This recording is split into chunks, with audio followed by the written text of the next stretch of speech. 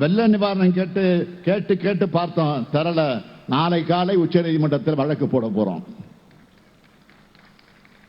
பணம் தராதது மட்டுமல்ல,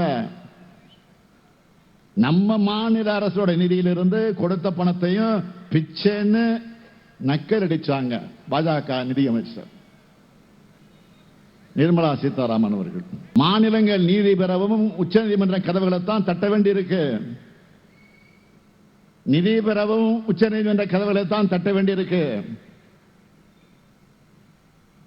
இதுக்கு எதுக்கு பிரதமர் பதவியில் மோடி உட்கார்ந்து இருக்கணும் என்பதுதான் என்னுடைய கேள்வி.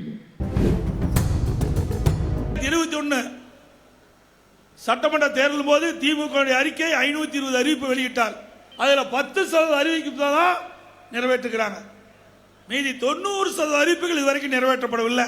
பெட்ரோல் டீசல் விலை குறைக்குன்னு சொன்னாங்க.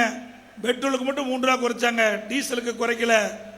இதனால விவசாயிகள் பயன்படுத்துகின்ற பம்பு செட்டுகள், அதோட விவசாயிகள் பயன்படுத்துகின்ற டிராக்டர்கள், இதையெல்லாம் கூடுதல் விலை போட்டு தான் டீசல் பயன்படுத்தி வேளாண் பணி மேற்கொள்ள முடியும். செய்திகளை உடனுக்குடன் தெரிந்து கொள்ள உடனே சப்ஸ்கிரைப் பண்ணுங்க.